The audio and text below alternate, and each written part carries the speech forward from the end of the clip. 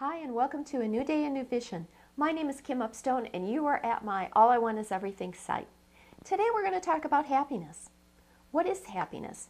Can it really be measured? Can one word really define such a vast and varied emotion? We know when we're unhappy, but how often do we stop and ask ourselves, how happy am I? Am I happier than my mother or grandmother at the same age? Is it unrealistic expectation to want to find and keep happiness in my daily life?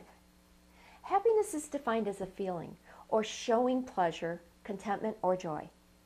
Would you call yourself joyful? If you can't remember the last time you were joyful, has happiness eluded you like it has so many of us?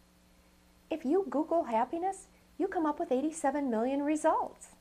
It's obviously a popular topic among a lot of people, but not many of us do anything about it. Oh, if only I could be happy. I'll be happy when? Well, in a Seeger study of happiness, it was revealed that happiness has nothing to do with age, gender, education level, being a parent, or physical attractiveness. What it did show played a factor was self-esteem, optimism, close friendships, faith, sleep, and exercise. It's a topic of movies and videos, and so many books that a whole section of the library is devoted to it. But everyone else's definition of happiness doesn't matter. It's your definition and your application of happiness within your life really matters. Where you rank on a scale compared to others is merely a reflection of your perception of how happy you are. And what really matters is that you understand what makes you happy and make sure that you include some of that in your life. And realize that making time for happiness is a choice. It sounds very simple, but it's not. It's not simple because we're not simple.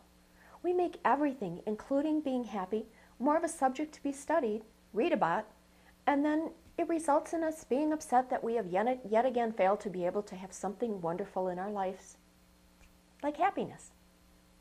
True happiness emerges from you. It's not something you can force.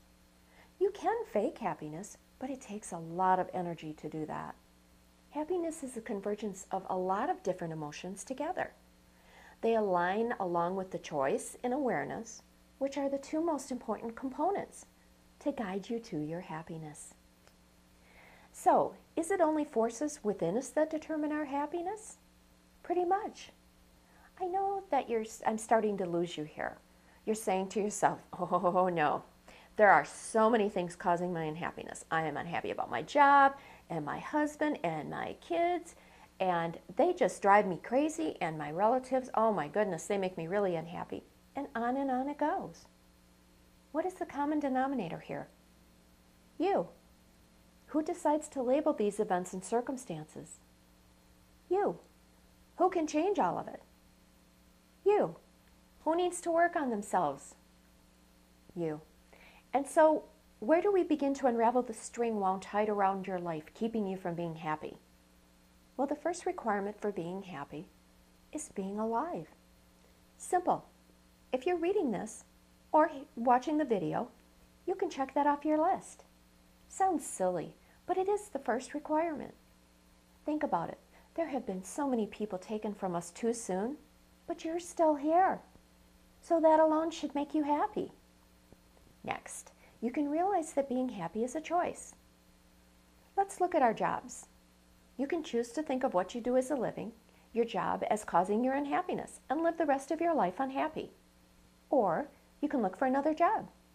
Or you can look for things within your job that you love to do, things that make you happy, and focus upon them. Or you can accept that what you're doing is your purpose, what you were called to do, and move forward with that understanding. I could go on for hours. You have so many choices, but they do require you doing something. Now, I don't want to hear the words that's going to magnify your unhappiness, and that word is but. Whenever you use that word, you give yourself permission to settle. Settle for less than you can be, less than you can do and accomplish, and settle for less than the happiest part of you. I found in my experience that the people who use that word, the word but, end up not moving forward. They end up using their but not only to sit on, but an excuse for not doing what it takes to move from where they are now, if they're unhappy, to a more joyful existence. Let's look at a few small steps you can take today to begin moving from unhappiness to a better, happier place. Just say no. No can be a complete sentence. We cause ourselves so much unhappiness by not adding that sentence to our vocabulary. If you don't know how to use the word and you want to be happy, then you better start looking at it. When you say yes, you need to look at the cost to you, not monetarily, but in terms of stress, added work, time away from your family, time you should be using to rest and re-energize yourself. I know, I've been there too. You feel guilty for saying no. You hate making up excuses. You want help. You want to help. You're letting other people down. They're going to think badly of you. They'll think you're selfish and uncaring. All these things you should consider for about a minute. Of course you want to help, but the one who may need help at this moment is yourself. If you have no balance in your life and you're not happy, you will need to make choices, and those choices include saying no. Look to the part technology plays in your unhappiness. It's so easy to say that our generation has it so much easier than the generations before us. But do we really? It's true that we have appliances like washers and dryers that greatly reduce the time it took to wash clothes and dry them on a line. But remember, our moms and grandmothers did not have a cell phone finding them everywhere. They did not run kids to every activity that they were asked to attend and participate in. We sacrifice so our children don't even have to say no. But our children will never learn that valuable lesson of awareness and choice. More money, more possessions, more. More is the answer. It is the answer. More time. Time is the only thing we can't make more of. There are just 24 hours in a day and a limited number of days in a lifetime. We know this rationally, but we get caught up. When we're so busy, happiness is always a tomorrow away. You need to make time to do things you love to do. I have an entire website devoted to this topic. A New Day, a New Vision site is devoted to help you live a beautiful life by finding and doing what makes you happy. Please make sure and visit there. There are videos I add all the time, and they're all for you. So start with these few things. Say no this week. Look and see if technology is playing a part in your unhappiness, and then make some time for something you enjoy. These may not be all the answers for your life, but it is a start. Work at becoming an expert in creating happiness for yourself. You'll be surprised at the effect that it will have on everyone around you. But do it for yourself. Don't do it for others.